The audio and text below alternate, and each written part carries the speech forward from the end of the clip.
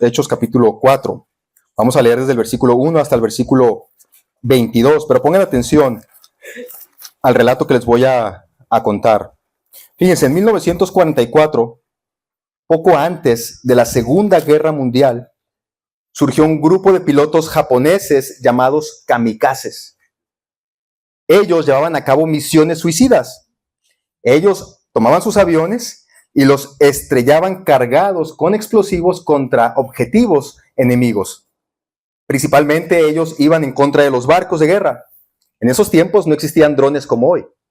Ya ven que ahora ya hay drones kamikazes, que hay gente que está controlándolos desde lejos y utilizan estos drones kamikazes para que de manera suicida estos drones vayan con una carga explosiva y choquen o maten a un grupo de personas. Bueno, en aquel tiempo eran seres humanos, eran japoneses, los kamikazes. Aunque los kamikazes causaron daños significativos, no lograron cambiar el curso de la guerra. Entre los analistas, ellos comentan que es difícil trazar con precisión el legado de los kamikazes, porque algunos lo ven como un acto de sacrificio extremo, pero otros los ven como una estrategia desesperada, que ya no tiene en realidad ningún valor. Los kamikazes, ellos no temían a la muerte porque su mentalidad estaba profundamente influenciada por el código de honor samurái, el que se conoce como Bushido. Este código de honor valoraba el sacrificio personal, la lealtad y el deber hacia el emperador y la nación. Además, en la cultura japonesa de la época, morir por una causa noble o superior era visto como un acto de honor y de heroísmo. También aparte, había una fuerte propaganda de parte del gobierno que glorificaba estas acciones como un servicio supremo a Japón. Los kamikazes eran entrenados para creer que su sacrificio no solamente protegería a su país, sino que también les garantizaría un lugar de honor en la memoria colectiva. Ellos habían vencido el temor a la muerte creyendo que dejarían un legado y que la gente siempre los iba a recordar. En la cultura japonesa, generalmente ellos practican dos clases de religiones. Están los sintoístas y están los budistas. Si este kamikaze era sintoísta, entonces los sintoístas creían que ellos al morir se iban a convertir en un kami, un espíritu, una deidad, y que sus familiares iban a poderlos adorar como si fueran ídolos, y que estos, al morir y convertirse en kamis, iban a proteger a su familia.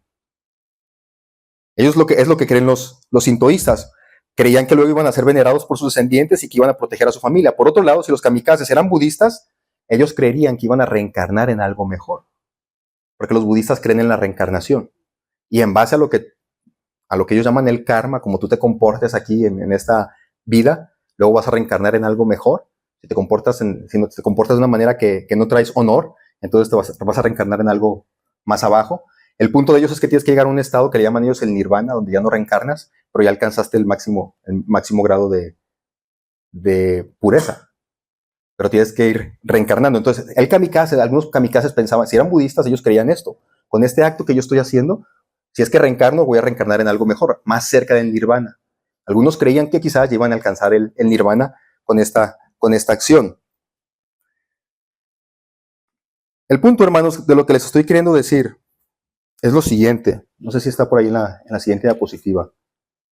Lo que quiero decir es esto, hermanos. Lo que tú verdaderamente crees se refleja en lo que haces. Lo que está realmente en tu corazón, no lo que dices con tus palabras. Lo que realmente está en el interior de tu mente, eso es lo que tú vas a hacer. Déjame, te voy a poner algunos ejemplos para que lo puedan entender, hermanos, de una manera más sencilla. ¿Tú crees? Y por favor, cuando estoy diciendo esto, no se sientan condenados, no se sientan juzgados. Yo quiero que ustedes sientan como que los estoy abrazando cuando les estoy diciendo esto. Los digo de la mejor manera. Pero miren, hermanos, ¿tú crees que Dios lo ve todo? ¿Amén? Sí.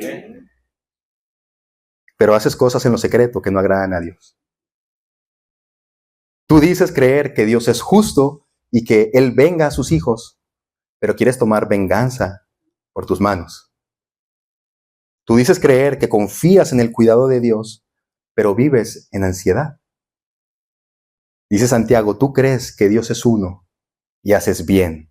También los demonios creen y tiemblan. Y lo dice Santiago, la fe sin obras es muerta. ¿Estoy explicando? Entonces, nosotros con nuestras palabras podemos decir, yo creo esto de Dios. Pero a la hora de la realidad, nuestras acciones reflejan lo que realmente nosotros creemos. Entonces, hay una disonancia, hay una discrepancia entre lo que tú dices creer y entre lo que realidad y entre lo que haces. Y la razón, hermanos, detrás de esto es que verdaderamente no crees aquello que dices que crees. Solamente lo afirmas con tu mente o lo afirmas con tu boca, pero en el interior tú sabes que no es así. En realidad no lo crees, lo que estás diciendo que tú crees. Por eso, hermanos, debemos estar constantemente suplicándole a Dios que nos ayude a creerle. Ayúdame, Señor, a creer en tus promesas. Señor, ayúdame a creer en tu verdad. Señor, ayúdame a creer en tu palabra de tal manera que yo realmente con mis acciones refleje que te estoy creyendo. Eso es lo que vamos a ver hoy, hermanos, con Pedro y con Juan, fíjense bien. Una vez que ellos tuvieron un encuentro con Jesús, Él resucitado, su vida cambió por completo. Su vida cambió por completo y entonces dejaron de vivir bajo el código del reino de este mundo y comenzaron a vivir bajo el código de Dios. Yo le digo el código samurái de Dios. Cambiaron por completo, dejaron de ser lo que eran anteriormente y cambió en sus mentes, cambió en su vida algo, porque ellos habían tenido un encuentro con Jesucristo, al que acabamos de decir, la muerte venciste. ¿Cuántos realmente creemos en la resurrección de muertos, hermanos? ¿Creemos realmente en la resurrección de muertos? Porque si realmente creemos que los muertos resucitan, creemos que nosotros también vamos a resucitar. Pero a veces nos agarramos con uñas y dientes a esta vida, ¿verdad? Porque pensamos que es lo único que es real, sin darnos cuenta que la continuación de la vida también es real. Déjenme les presento, hermanos, antes de presentarles este código de los apóstoles que ellos estaban experimentando, déjenme les digo, hermanos, que en la Biblia, morir por Cristo o morir para Cristo tiene doble significado. Por un lado están los mártires, ellos morían físicamente, entregaban su vida a Cristo. De tal manera que algunos cristianos, algunos de los primeros cristianos, a ellos los asesinaban por el simple hecho de reconocer o no doblegarse ante el emperador. Esos los conocemos como mártires. Decir ellos que Jesús es el Señor era una cuestión de vida o muerte. Entonces, en la palabra de Dios, cuando hablamos de morir por Cristo, podemos encontrar este significado. De hecho, hace poco acabo de ver una noticia que me llegó a mi correo de cristianos que están allá en esta área de Irán, Irak, que los están asesinando por ser cristianos, inclusive los están colgando como si fueran crucificados. Porque hay países en los que es una cuestión de vida o muerte, es decir, si tú eres cristiano. La otra implicación, hermanos, es que nosotros, dice la palabra de Dios, que debemos de morir a nuestra vieja naturaleza. Entonces, debemos de morir también a nosotros. Debemos estar listos, hermanos, para lo primero. Debemos estar listos, hermanos. ¿Qué tal si en este país de pronto cambia la política y empiezan a perseguir a los cristianos? Debemos estar listos para morir por Cristo. Y debemos ir avanzando en lo segundo, morir a nosotros mismos. Y es lo que quiero platicar en esta mañana. Ustedes miren, lo primero que vemos ahí con los apóstoles es dominio propio. Vamos a leer la palabra de Dios en Hechos capítulo 4. Dice la palabra de Dios de esta manera: mientras Pedro y Juan le hablaban a la gente, ellos se vieron enfrentados por los sacerdotes, el capitán de la guardia del templo y algunos de los saduceos. Estos líderes, dice la palabra de Dios, estaban sumamente molestos porque Pedro y Juan le enseñaban a la gente que hay resurrección de los muertos por medio de Jesús. Los arrestaron y como era de noche, los metieron en la cárcel hasta la mañana siguiente. Pero muchos de los que habían oído el mensaje lo creyeron. Así que el número de hombres creyentes ascendió a un total aproximado de 5,000 personas. 5,000 varones, hermanos. Entonces recordemos lo que estaba pasando aquí. Yo les platicaba un poquito ahorita al principio. Pedro y Juan fueron al templo a orar. Se toparon con un limosnero, un paralítico que estaba pidiendo limosna. Les pidió limosna a ellos y Pedro le dijo: yo no tengo dinero, no tengo oro ni tengo plata, pero lo que tengo te doy. En el nombre de Jesús, levántate y anda. Y entonces dice la palabra de Dios que una multitud de personas se maravilló, porque es obvio, ellos conocían la vida de este paralítico. 40 años tenía él sin caminar. Y entonces cuando la gente vio esto, es obvio que les causó asombro. Se le acercaron a Pedro y a Juan Y dice la palabra de Dios que Pedro y Juan comenzaron ahí a predicarles. Dice la palabra de Dios, Pedro vio esto como una oportunidad. Él dijo, aquí Dios me los está poniendo, ¿verdad? A todos ellos. Les llamó la atención. Y entonces Pedro comenzó a predicarles y les comenzó a decir, en el nombre de Jesús es que este hombre ahora camina. Pero dice la palabra de Dios que mientras Pedro y Juan estaban hablando con las personas, llegaron los sacerdotes, ¿verdad? Llegaron estos sacerdotes, el capitán de la guardia del templo, los saduceos, y entonces los arrestaron. Pero yo quiero que ustedes noten la actitud de ellos, la actitud de Pedro y de Juan. Quiero que noten esta actitud de ellos. Fíjense lo que dice ahí la palabra de Dios. Un gran número de personas de los que estaban escuchando creyeron en su mensaje. ¿A cuántos dice aquí la palabra de Dios que se convirtieron en ese día? Bueno, no dice que se convirtieron 5,000, pero dice que el número de los cristianos aumentó a más o menos 5,000 varones. 5,000 varones, sin contar mujeres. El número de hombres creyentes ascendió a un total de aproximadamente 5,000. Si nos regresamos un poquito a Pentecostés, ¿se acuerdan cuántas personas eran ahí?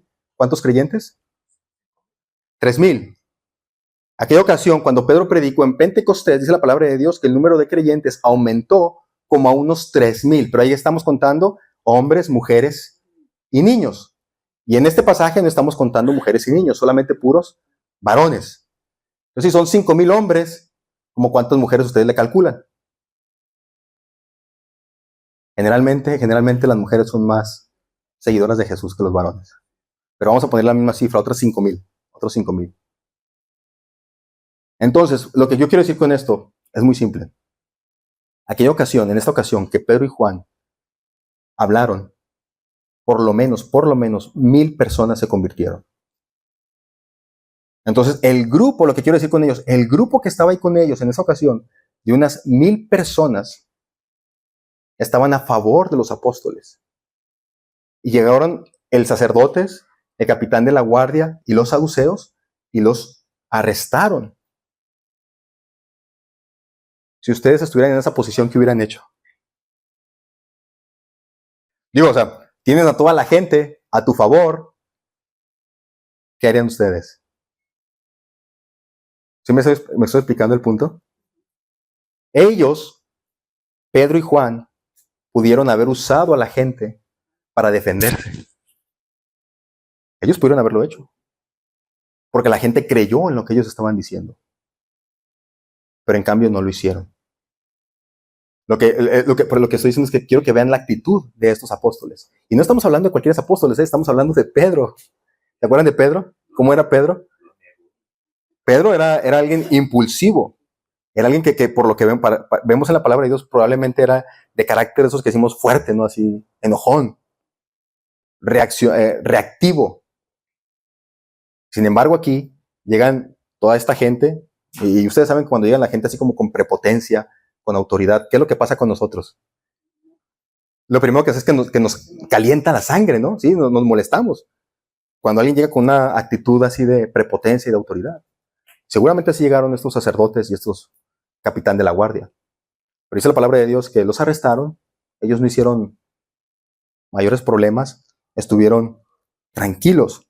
Así que aquí estamos observando, hermanos, una diferencia entre los discípulos de Jesús y entre los líderes religiosos. Porque dice la palabra de Dios que los líderes religiosos estaban sumamente molestos. Y en cambio vemos la actitud de los discípulos de Jesús. Ellos están tranquilos. ¿Quién pudo haber obrado este cambio de vida en ellos? Jesucristo. Ellos tuvieron un encuentro con Jesús. Y en ese encuentro con Jesús, su vida fue transformada, su vida fue cambiada. De tal manera que ahora ellos tenían dominio propio. Podían controlar su carácter. Y dice Pablo eso, que nosotros tenemos este dominio propio también, porque el fruto del Espíritu Santo es amor, gozo, paz, paciencia, benignidad, bondad, fe, mansedumbre, templanza. Entonces el Espíritu de Dios en nuestras vidas produce estas cosas. Entonces ellos tenían este dominio propio. Entonces vemos esta diferencia entre los sacerdotes y entre los discípulos. Por un lado los sacerdotes molestos y por otro lado los discípulos tranquilos. Pero ¿qué es lo que dice la palabra de Dios que estaban molestando a estos sacerdotes? ¿Se acuerdan? ¿Qué es lo que los molestaba? Versículo 2. Los molestaban, dice ahí, que Pedro y Juan enseñaban a la gente que hay resurrección de muertos. Les molestaba esto, que hay resurrección de muertos, que ellos estaban enseñando eso. ¿Cómo se atreven a enseñar esa doctrina? Hermanos, déjenme les digo lo siguiente. La resurrección de Jesús es un tema fundamental para el cristianismo. Nuestra, por decirlo de alguna manera, religión está fundada en la resurrección de Jesucristo. De hecho, los creyentes, ¿se acuerdan que antes una de las razones por las que nos juntamos nosotros los domingos es porque creemos que Jesucristo resucitó el primer día de la semana? Entonces, cada domingo que nosotros nos reunimos, de alguna manera estamos celebrando que Jesucristo se levantó de los muertos. Porque estamos fundamentados en esa verdad, en esa realidad. De hecho, hermanos, el que Jesús haya resucitado de los muertos, por un lado, confirma que Jesús es Dios. Confirma que Jesús es Dios, pero también que todas sus enseñanzas y todas sus promesas son verdaderas. Porque dice Pablo ahí que si Cristo no resucitó, nuestra fe no tendría ningún sentido. Si Cristo no resucitó, nuestra fe no tendría ningún sentido. Pero porque Jesucristo resucitó, nuestra fe tiene todo el sentido del mundo. Tiene todo el sentido del mundo. Significa que lo que Jesús dijo es verdad y que, hermanos, nosotros podemos confiar entonces en sus promesas. Si Jesucristo les dijo a sus apóstoles, ¿por qué les dijo claramente? Voy a morir, pero en 3 días voy a resucitar. ¿Y lo cumplió? Lo cumplió. Entonces podemos confiar que las promesas de Jesús son verdaderas. Él cumple entonces lo que promete. Por eso decimos siempre, la resurrección es fundamental en el cristianismo. Tenemos que creer que hay resurrección de muertos en Jesús. Y que un día nosotros vamos a resucitar también. Para estar para siempre en la presencia de Dios. Déjenme les platico un poquito de estos saduceos que aparecen ahí en el versículo 1, hermanos. Fíjense bien. En el judaísmo existían diferentes partidos, o le podríamos llamar denominaciones. Estaban los fariseos, estaban los esenios, estaban los celotes, y estaban, no los celotes, los celotes y los saduceos. Los fariseos creían que el Antiguo Testamento, así como lo tenemos nosotros por completo, es la palabra de Dios. Los esenios, ellos eran un poquito así como, les gustaba un poquito más la vida como monástica, como de monjes. Les gustaba apartarse de las demás personas para decir, pues que no me contaminen con su pecado, y entonces ellos se separaban. Cada uno de estos grupos tenían algo que los caracterizaba. Los fariseos creían en todo el Antiguo Testamento, los esenios eran así como monásticos, los celotes, ellos eran guerrilleros, ellos eran un grupo que les gustaba causar revueltas como una guerrilla ahí dentro de Jerusalén, y ellos traían una pelea, una confrontación directa contra los romanos, porque los romanos eran los que estaban ahí controlando a Jerusalén.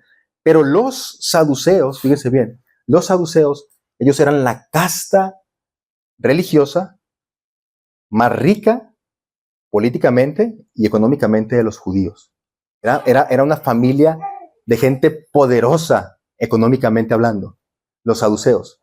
Ellos tenían controlado lo que se llama el Sanedrín.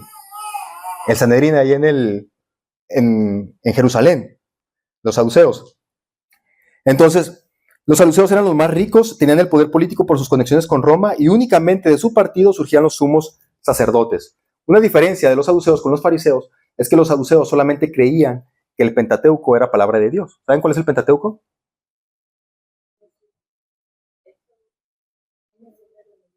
Los primeros 5 libros de la Biblia, lo que llamamos los libros de Moisés.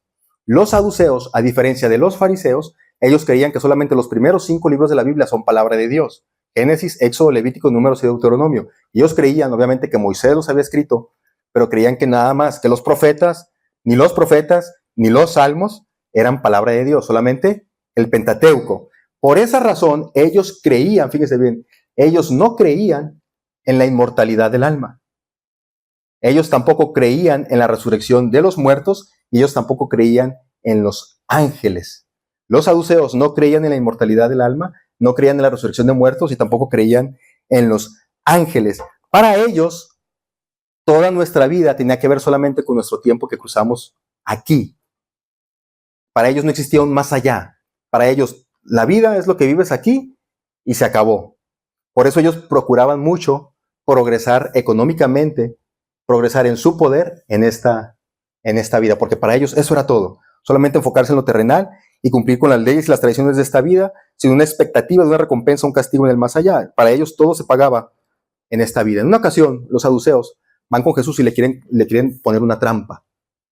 Van con Jesús y le dicen, maestro, tú sabes bien que la ley dice que si un hombre que está casado se muere antes de dar hijos, antes de tener hijos, entonces la mujer se tiene que casar con su hermano para darle descendencia. Eso es lo que dice la ley de Moisés. Entonces los saduceos le pusieron esta trampa a Jesús. Le dijeron, bueno, conocimos a una familia de 7 hijos, varones. El mayor se casó con una mujer, se murió sin darle hijos. Entonces el segundo hermano se casó con la mujer para darle hijos y también se murió antes de darle hijos. Así fue con el tercero, el cuarto, el quinto, el sexto y el séptimo. Los 7 hombres se casaron con la mujer y se murieron antes de darle hijos. Y la pregunta de ellos fue, ellos están burlándose, ¿no?, de la resurrección de muertos porque no creen en eso. Y le dicen a Jesús, en la resurrección, ¿de quién va a ser esposa esta mujer? Porque fue esposa de todos. Yo pienso que la primera pregunta tuvieron que haberle hecho, pues, ¿por qué no investigan a la mujer? ¿Cómo es que todos se murieron antes, no? Pero ellos se están burlando, ¿no? Ellos están burlando de la resurrección. Y le dicen, en la resurrección, esta mujer, ¿de quién va a ser la esposa? Si fue la mujer de estos 7. Obviamente porque ellos no creen en la resurrección. Entonces Jesucristo les dijo, ustedes están bien equivocados. Están bien equivocados porque no entienden las Escrituras. Y luego Jesucristo se fue a un pasaje del Pentateuco, a un pasaje de los libros de Moisés, porque los saduceos, acuérdense que nada más creen en el Pentateuco. Y les dijo, miren, en aquella ocasión, en aquella historia de Moisés con la zarza ardiente, ¿cómo se le presentó Dios a Moisés? Le dijo, yo soy el Padre, yo soy el Dios de Abraham, de Isaac y de Jacob. Y Jesucristo les dijo, Dios es un Dios de vivos y no de muertos. O sea, con un pasaje del Pentateuco, Jesucristo les estaba diciendo a ellos, si Dios, que es el Padre de Abraham, de Isaac y de Jacob, se llama a sí mismo así, él significa que es Dios de unas personas que ahora mismo están vivas. Entonces la palabra es que los saduceos ya no pudieron preguntarle nada a Jesús. Les tapó la boca. Porque con el Pentateuco, Jesucristo les demostró que Dios ha resucitado a personas. Abraham, Isaac y Jacob están en la presencia del Señor. Hay otros textos, hermanos, en el Pentateuco que se podrían usar para afirmar la inmortalidad del alma y la resurrección. Por ejemplo, nosotros leemos ahí en Génesis 5:24 que había un hombre justo en sus caminos, un hombre que caminó con Dios. Dice la palabra de Dios que este hombre caminó con Dios y un día Dios se lo llevó. Enoc.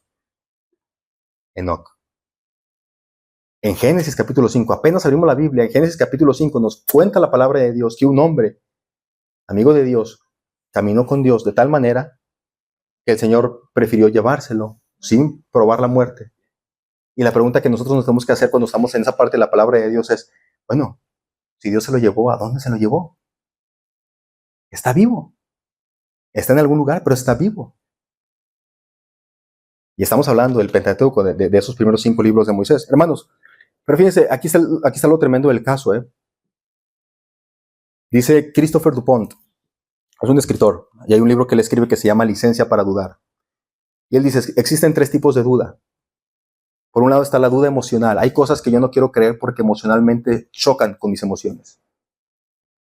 Por ejemplo, alguien puede decir, yo no quiero creer en Dios porque la idea del infierno no la soporto. Emocionalmente no me gusta la idea del infierno. Y entonces emocionalmente deciden no creer. Hay otro tipo de duda que se le llama la duda intelectual. Es decir, no se te han presentado a ti los eventos, no se te han presentado los hechos para que tú creas lo contrario, y por lo tanto en tu mente dices, no, es que hasta que no se me presenten a mí los hechos, yo no voy a creer. Le presentan los hechos y la persona dice, ok, tiene razón. Y hay otra duda que es la duda volitiva, o sea, tú voluntariamente decides no creer porque hay algo ahí que te está que no quiere soltar. Bueno, aquí es el caso. Jesucristo le respondió a estos saduceos con la palabra de Dios que existe la resurrección de los muertos. ¿Pero saben cuántos saduceos encontramos en la palabra de Dios que se hayan convertido? ¿Han leído de algún caso de algún saduceo convertido en el Nuevo Testamento? No. Fariseos sí encontramos. Gamaliel, y hay otro fariseo muy famoso, Pablo. Ellos eran judíos, fariseos, y creyeron en Jesús. Pero de los saduceos, de los ricos, de los poderosos, de la élite, no encontramos en la Biblia ningún ejemplo de uno que haya creído en Jesús. Ellos amaban tanto su vida terrenal, ellos amaban tanto el poder político que tenían, ellos amaban tanto el poder económico que tenían, que se negaban a creer en Jesús. Es decir, a pesar de que Jesucristo les había presentado argumentos convincentes de que había resurrección de muertos, ellos voluntariamente decidieron no creer. Y generalmente, hermanos, entre los cristianos aparecen este tipo de dudas también. Y aunque yo te presente con la palabra de Dios lo que es la verdad, y te presente, mira, la palabra de Dios claramente dice aquí esto y esto otro, pero interiormente tú estás luchando con tus emociones, interiormente tú estás luchando con tu voluntad, y tú mismo decides no creer, aunque los hechos y aunque las evidencias se establezcan que la palabra de Dios es verdad. Fíjense bien aquí, aunque los saduceos ellos afirmaban creer que el Pentateuco era palabra de Dios, en realidad no creían que era palabra de Dios. Porque Jesucristo les demostró con el Pentateuco que existe resurrección de muertos, y aún así ellos, no. ¿Saben por qué? Porque no les convenía sus intereses, hermanos. No les convenía. Hay gente que tú le hablas de la palabra de Dios y les puedes contestar todas sus dudas que ellos tienen, pero interiormente prefieren mejor no creer, porque saben que si existe un Dios, entonces muchas de las cosas que están haciendo están en contra de lo que Dios nos pide a nosotros. Y por eso mejor prefieren decir, no existe Dios. Cierran su corazón, cierran su mente. Prefieren no creer porque dicen, no me conviene a mí que exista Dios. Porque si es verdad que existe Dios, va a haber un juicio final. Por eso hay personas que prefieren no creer, cierran su mente a creer en Dios. Hermanos, sin embargo, aquel día, fíjense bien, sin embargo, aquel día, esto es lo tremendo y lo poderoso del nombre de Jesús, ¿no? En aquel día, mientras los saduceos se negaban a creer en Jesucristo, y mientras los apóstoles estaban siendo arrestados, dice la palabra de Dios que un gran número de personas creyó en el mensaje. Esto es de locos, ¿no? Yo considero que es de locos. O sea, tú estás viendo que a los que están predicando este mensaje se los están llevando arrestados. ¿Eso qué haría? Pues en vez le daría a la gente temor, ¿no? O sea, se asusta a la gente, le da miedo. Sin embargo, la gente vio esto y dijeron, si estos están dispuestos a morir por esa verdad, algo tiene, ¿verdad? Tiene que ser cierto, porque nadie está dispuesto a morir por una mentira. Esto es algo que es interesante. Y dice la palabra de Dios que ellos creyeron. Fíjense, Juan Crisóstomo dice lo siguiente, era de suponerse que hasta los que habían creído anteriormente flaquearan en su fe, al ver a los apóstoles encarcelados. Pero lo que sucede es todo lo contrario, porque el sermón de Pedro había sembrado la semilla profundamente en ellos y había penetrado en sus mentes. Así que por un lado, hermanos, vemos a un grupo religioso con mucho poder político, con mucho poder económico, bien educados, porque los saduceos estaban bien educados, eran gente rica, de familias poderosas, ellos alcanzaban a tener educación, la gente otra no, y se les presenta la verdad de una manera contundente, pero ellos prefieren no creer. Y por otro lado tenemos gente sencilla, el pueblo, gente humilde, y ellos abrazaron la verdad del evangelio, a pesar de ver que a los apóstoles se los estaban llevando encarcelados.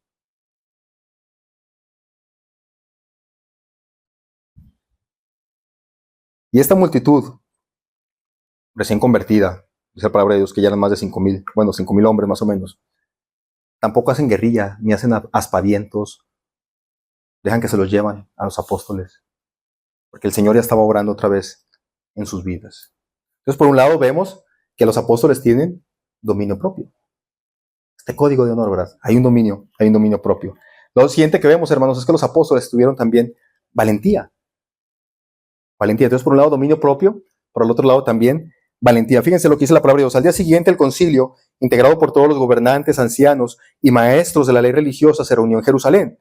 Ahí estaba el sumo sacerdote, Anás, y estaba presente junto con Caifás, Juan, Alejandro y otros parientes del sumo sacerdote.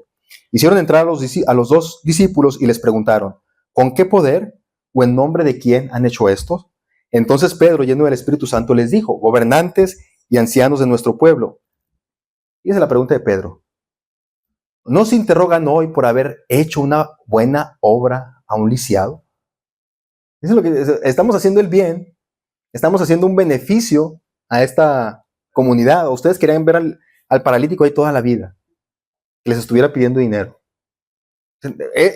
Hicimos esta buena obra y sin embargo ahora nos siguen aquí y nos están preguntando. Nos han arrestado, nos han metido en la cárcel. ¿Se dan cuenta cómo la gente, yo lo he dicho en otras ocasiones, muchas veces la gente reniega de Jesucristo porque no acepta el bien? No pueden creer que haya gente buena que quiera hacer buenas acciones. Y prefieren mejor no creer. Bueno, dice Pedro esto, ¿verdad? Nos están interrogando por haber hecho una buena obra a un lisiado. Y lo pregunta Pedro, ¿quieren saber ustedes cómo fue sanado? Déjenme decirles claramente, tanto a ustedes como a todo el pueblo de Israel, que fue sanado en el poderoso nombre de Jesucristo de Nazaret, el hombre a quien ustedes crucificaron, pero a quien Dios levantó de los muertos. Y lo dice Pedro, pues es a Jesús, a quien se refieren las escrituras cuando dicen, la piedra que ustedes, los constructores, rechazaron, ahora se ha convertido en la piedra angular. Y en ningún otro hay salvación, dice Pedro. Porque Dios no nos ha dado otro nombre bajo el cielo mediante el cual podamos ser salvos. Y los miembros del concilio, dice la palabra de Dios, se quedaron asombrados cuando vieron el valor de Pedro y de Juan, porque veían que eran hombres comunes sin ninguna preparación especial en las escrituras y también los identificaron como hombres que habían estado con Jesús. Sin embargo, dado que podían ver allí de pie entre ellos al hombre que había sido sanado, no hubo nada que el concilio pudiera decir. Así que les ordenaron a Pedro y a Juan que salieran de la sala del concilio y consultaron entre ellos. Yo quiero que piensen un poquito en esta escena, hermanos, porque esta escena hasta parece que Lucas lo hace a propósito. ¿Ustedes recuerdan a Anás y recuerdan a Caifás? Seguramente lo recuerdan en otro momento. ¿Quiénes eran estos sumos sacerdotes? El sumo sacerdote de la época era Caifás. Su suegro era Anás. Pero en esa época, así como quizás hubo un tiempo entre la Iglesia Católica, si había dos sumos sacerdotes vivos, a los dos se les consideraba sumo sacerdote. Entonces Anás fue sumo sacerdote por un tiempo, luego le dejó el puesto a su yerno, a Caifás. Eran de los saduceos. ¿Se acuerdan que les estoy diciendo que es la clase política, la clase religiosa de los judíos? Pero ustedes han escuchado estos nombres, Anás y Caifás. ¿Dónde? ¿En qué momento? Hay otra historia en el Nuevo Testamento donde aparecen estas dos personas. Cuando Jesucristo fue llevado ante el Sanedrín. Porque Jesucristo fue llevado primero ante Anás y luego Anás lo mandó a Caifás. Pero dice la palabra de Dios que en este momento está el Sanedrín, están estas personas, Anás, Caifás, Juan, Alejandro y otros parientes del sumo sacerdote, está todo el Sanedrín completo por ahí parado, y entonces pusieron ahí en medio a Pedro y a Juan. Lo que quiero que vean con esto es que en aquella ocasión, cuando Jesucristo fue presentado ante las mismas personas, ante Anás y ante Caifás, ¿dónde estaban Pedro y dónde estaban Juan?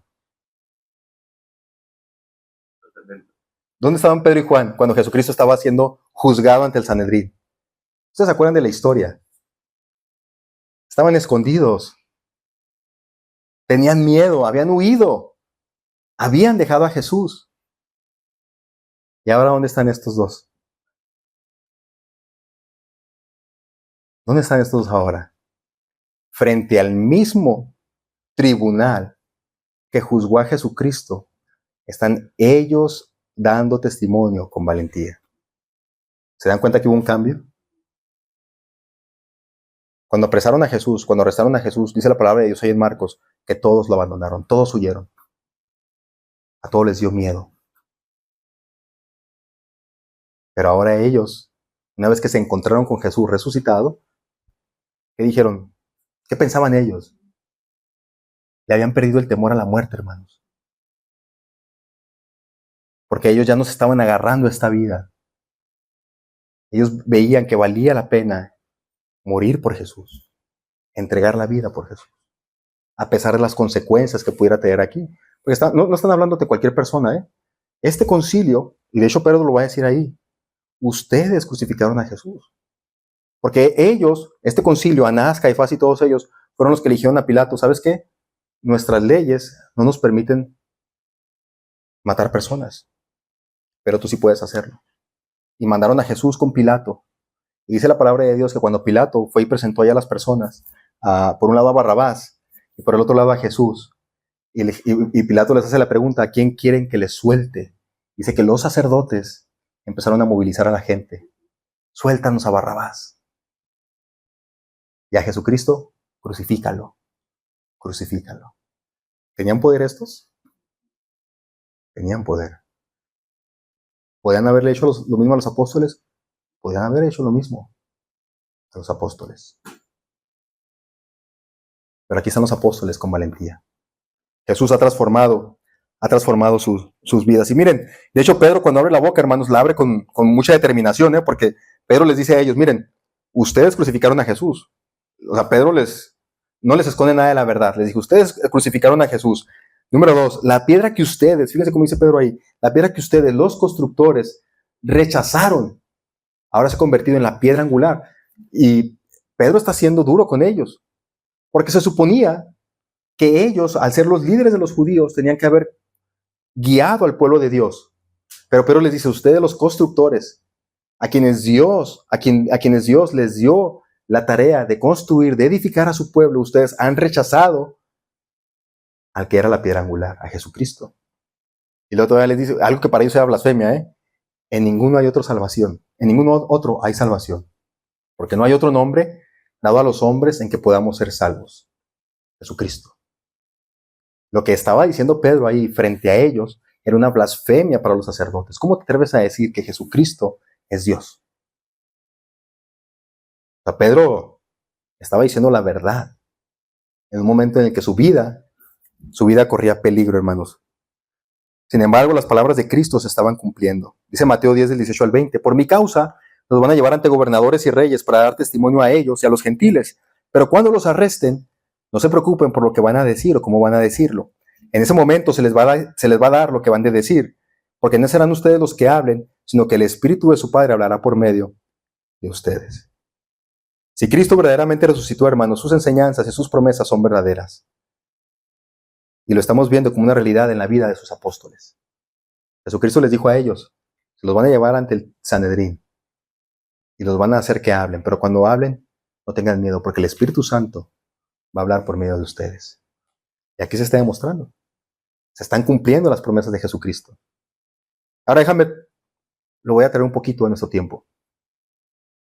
Hermanos, actualmente hay verdades que nosotros no podemos decir sin que te identifiquen a ti como un fanático. Hay cosas que tú no puedes decir sin que esta gente te trate a ti como una persona religiosa, fanática, retrógrada, primitivo. No sé. Miren, por ejemplo, pues, si dices cosas como, el único camino a Dios es Jesús. Cuando en un mundo que la gente dice, no, hay muchas maneras de llegar a Dios, hay muchas religiones, todos creen en lo mismo. Yo he escuchado esto. Gente que dice, no, es que los budistas creen en lo mismo, los musulmanes creen en lo mismo. Y así, gente que piensa que todos creemos en lo mismo. Pero tú les dices, no. La palabra de Dios es clara. El único camino al Padre es por Jesucristo. Te pueden tratar como un religioso, un retrógrada. Si tú dices cosas como la Biblia es palabra de Dios, de hecho, esta semana tuve una plática con uno de mis amigos del trabajo, que hablamos acerca de la Biblia como palabra de Dios. Y él decía, no, todos los pastores utilizan la Biblia nada más para mantener a la gente ahí, pues obviamente su pensamiento, él dice, para andarle a la gente, estarle sacando el dinero a la gente. Yo te digo, no, yo te puedo confirmar que la Biblia es la palabra de Dios sin usar la Biblia también, para que te des cuenta. Y hablábamos un poquito de esas cuestiones, Pero obviamente la gente dice, ¿cómo te atreves a decir que esto es palabra de Dios? Dame las razones. Y nosotros dice la palabra de Dios que tenemos que estar listos para presentar razón de nuestra fe, de lo que creemos. Tú puedes, otra verdad, el capitalismo no es el mejor modelo económico, tampoco el socialismo, pero hay gente que se molesta por esto.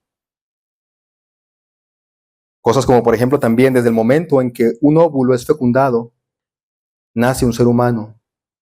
No es un feto, no es un parásito, no es un producto, es un bebé. La gente te va a decir, no,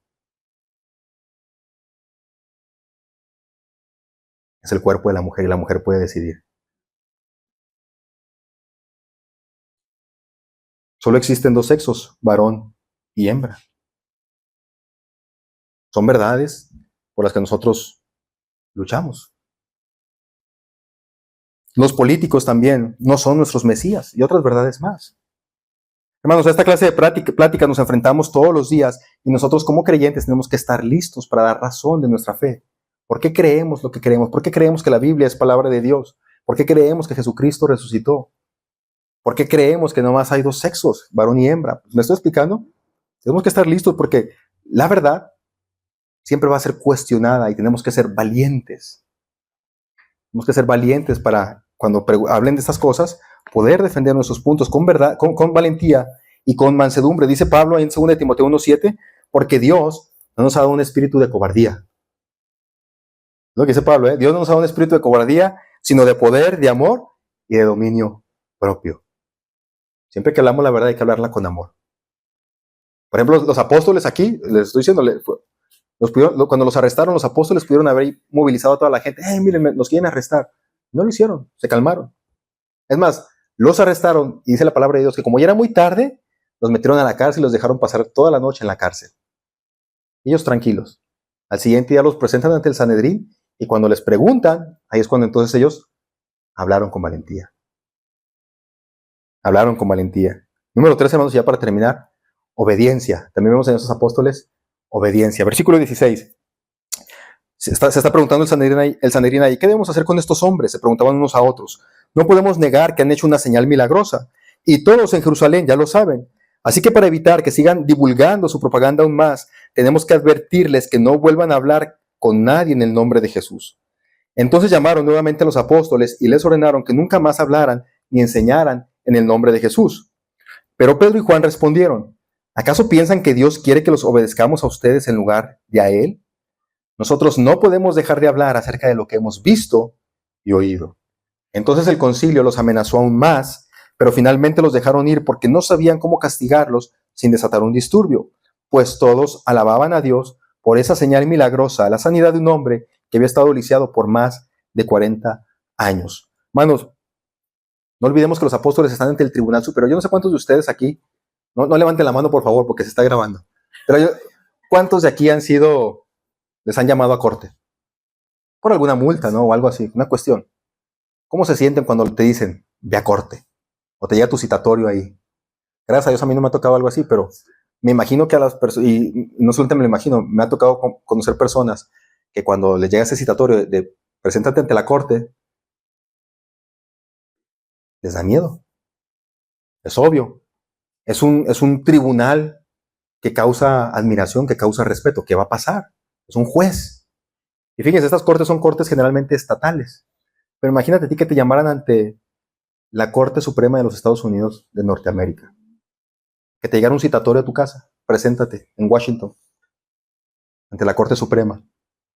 O que te llegara un citatorio de la Cámara de Representantes y de Senadores, como aquellos que de pronto les llega, preséntate ante los senadores porque te vamos a hacer unas preguntas. Entonces, imagínense, ¿verdad? Los apóstoles están así ante el Tribunal Superior de los judíos. Y entonces este tribunal les dice a los apóstoles, ¿sabes qué? Dejen de hablar del nombre de Jesús. Es una orden. ¿Qué hicieron los apóstoles? Ellos dicen, ¿saben qué?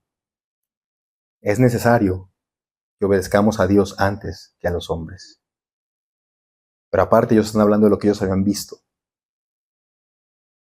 Y dice, no podemos dejar de decir y de hablar de todo lo que hemos visto y oído.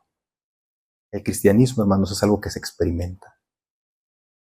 Los apóstoles lo han experimentado, por eso pueden hablar con esa valentía, por eso pueden hablar con esa honestidad, por eso pueden hablar con esa transparencia, porque lo han vivido, lo han experimentado. Ellos han decidido creer en Jesús porque lo vieron resucitado. Y ahora ellos dicen, no podemos nosotros, no podemos obedecer a los hombres antes que a Dios. Hay una lealtad superior. Hermanos, nosotros como cristianos afirmamos este principio. Nosotros obedecemos a nuestros gobernantes, porque dice la palabra de Dios que los gobiernos han sido puestos por Dios. Pero cuando nuestros gobernantes promulgan leyes, o cuando ellos establecen políticas que van en contra de la palabra de Dios, nosotros decimos, no podemos obedecer eso. Tenemos una lealtad superior. Tenemos una lealtad superior. Aunque el gobierno me diga que verde es rojo, voy a decir, no, la verdad es que rojo es rojo. Es necesario obedecer a Dios antes que a los hombres. Hermanos, el teólogo Justo González, en su comentario de los Hechos, fíjense lo que dice lo siguiente. Los saduceos se molestaron por dos razones. ¿Se acuerdan que hablamos que los saduceos se molestaron? Los saduceos se molestaron por dos razones, principalmente. Porque los apóstoles se atrevían a enseñar a las personas y porque no sabían cómo controlarlos. En otras palabras, hermanos, se molestaron porque los saduceos estaban perdiendo el poder sobre las personas. Si resultaba que la resurrección de Jesús era cierta, el pueblo dejaría de verlos como una autoridad espiritual porque ellos no creían en la resurrección de muertos. Cuando los poderosos comienzan a perder su poder, establecen políticas de terror para atemorizar al pueblo y regresar al control que tenían antes. Pero poco se puede hacer contra un pueblo que conoce la verdad. Poco se puede hacer. Si tú como cristiano en realidad conoces la verdad, te afianzas en la verdad, estudias la verdad, cuando resulte la persecución de la iglesia se mantendrá de pie porque tú sabes lo que es la verdad. Cuando poco se puede hacer contra un pueblo cuando el pueblo realmente conoce la verdad. Hemos visto, hermanos, tres cualidades de los primeros cristianos. Veíamos esto, ¿no? Veíamos en los apóstoles dominio propio, veíamos valentía y veíamos también obediencia, pero también vemos tres verdades fundamentales del cristianismo. Número 1, Jesucristo resucitó. Número 2, Jesucristo es el camino. Número 3, Jesucristo es el Señor. ¿Crees esto? ¿Crees que Jesucristo resucitó en realidad? ¿Crees que Jesucristo es el único camino? ¿Crees que Jesús es el Señor a quien le debemos toda nuestra obediencia? Los apóstoles lo creían. Porque los apóstoles creían que Jesucristo resucitó. Ellos podían controlar su temperamento. Ellos podían controlarse en situaciones en las que sus vidas corrían peligro. Porque si me quitan la vida, ¿dónde voy a estar? En la presencia de Dios. Ellos creían que Jesucristo en realidad es el único camino. Por eso predicaban, por eso enseñaban. Ellos creían que Jesucristo es el Señor. Lo obedecían en todo lo que ellos hacían. Como cristiano, yo te invito a eso, reflexiona, piensa dentro de ti, ¿realmente le creo a Jesús? ¿Realmente creo en su palabra? ¿Realmente vivo como si yo creyera en la palabra de Dios? ¿Mis acciones reflejan lo que yo digo creer? Es importante, hermanos, porque otra vez, tus acciones reflejan lo que verdaderamente crees. La fe sin obras, dice Santiago, es una fe muerta. Vamos a orar. Padre bendito, te agradezco, Señor,